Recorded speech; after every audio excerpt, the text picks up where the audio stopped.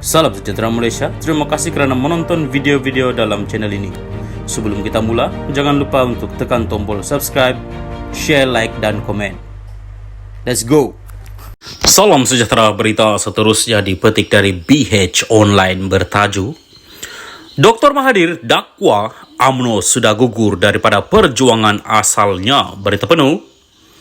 Bekas Perdana Menteri Tun Dr. Mahathir Mohamad mendakwa UMNO sudah gugur daripada perjuangan asalnya.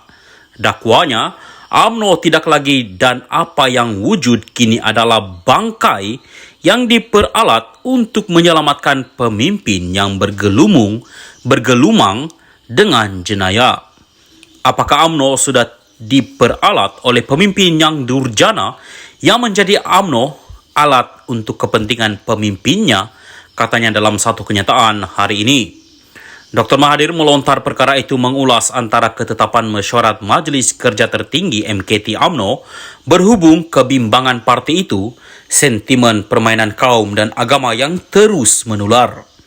UMNO menggesa kerajaan mengambil tindakan tegas bagi membendung fenomena yang boleh merosakkan keharmonian negara.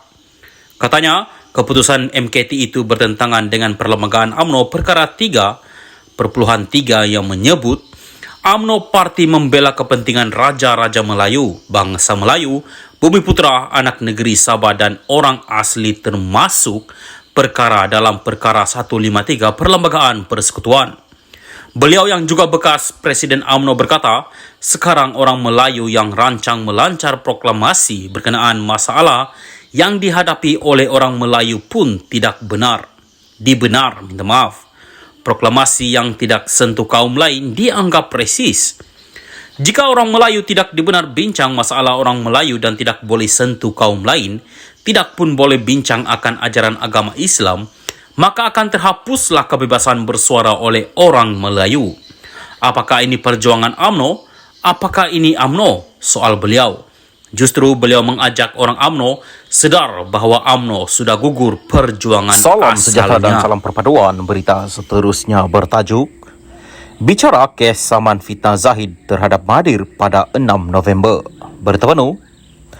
Saman fitnah timbalan Perdana Menteri Ahmad Zahid Hamidi terhadap bekas Perdana Menteri Dr. Mahathir Mohamad akan dibicarakan selama 4 hari mulai 6 November depan.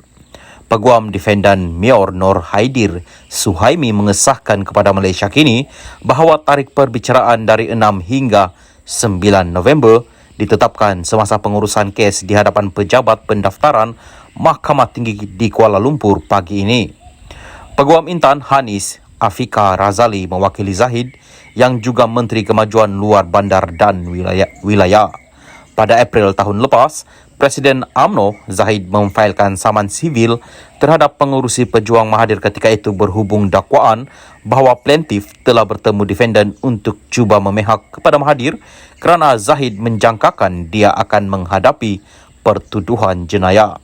Bagaimanapun, pertemuan tersebut dilaporkan berlaku sebelum Mahathir memegang jawatan Perdana Menteri pada 2018. Kenyataan Mahathir itu didakwa dibuat semasa sidang media di Putrajaya pada 23 Februari tahun lepas.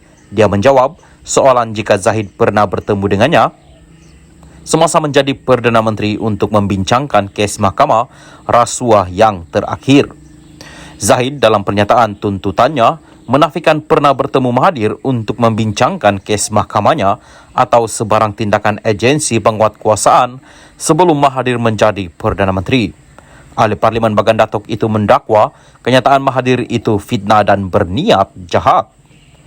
Bekas Perdana Menteri itu pada 2 Mac tahun lalu menafikan memfitnah Zahid dalam jawapan kepada notis samannya. Zahid menuntut ganti rugi teruk dan teladan serta instruksi untuk Mahathir, pegawai, pembantu atau ejennya daripada mengulangi kenyataan yang didakwa memfitnah itu serta mengarahkan bekas Perdana Menteri itu untuk berusaha memadam atau mengedit rakaman kenyataannya yang disiarkan oleh media. Salam sejahtera dan selamat malam kepada seluruh rakyat Malaysia dan pendengar berita panas. Malam ini dipetik dari Malaysia Kini bertajuk Hakim baru untuk kes pengubahan wang haram, pengelakan cukai Rosmah. Berita penuh. Kes pengubahan wang haram dan pengelakan cukai yang dihadapi Datin Sri Rosma Mansur di Mahkamah Tinggi didengar Hakim Baharu hari ini. Kes itu didengar Hakim K. Muniandi menggantikan Hakim Muhammad Zaini Mazlan yang dilantik sebagai Hakim Mahkamah Rayuan baru-baru ini. Semasa prosiding pengurusan kes hari ini, Peguam Datuk Get Ham Ram Vincent memberitahu mahkamah bahawa pihaknya menarik balik permohonan untuk menggugurkan timbalan pendakwa raya Datuk Seri Gopal Sri Ram daripada mengendalikan kes itu setelah bekas Hakim Mahkamah Persekutuan itu meninggal dunia pada akhir Januari lepas. Timbalan pendakwa raya Po Yetin tidak membantah dan mahkamah membatalkan permohonan tersebut. Sebelum ini, mahkamah menetapkan 15 hari bermula 12 Mei ini untuk mendengar perbicaraan kes itu. Mahkamah diberitahu bahawa pihak pendakwaan akan memanggil 15 saksi untuk memberi keterangan dalam perbicaraan kes tersebut. Rosma 70 berdepan 12 pertuduhan pengubahan wang haram membabitkan RM7,97,750 dan 5 pertuduhan gagal mengisytiharkan pendapatannya kepada Lembaga Hasil Dalam Negeri LHDN. Perbuatan itu didakwa dilakukan di Afin Bank Berhad, cawangan bangunan Getah Asli, Jalan Ampang di sini antara 4 Disember 2013 dan 8 Jun 2017 dan di LHDN, Kompleks Bangunan Kerajaan, Jalan Tuanku Abdul Halim di Kuala Lumpur dari 1 Mei 2014 hingga 1 Mei 2018.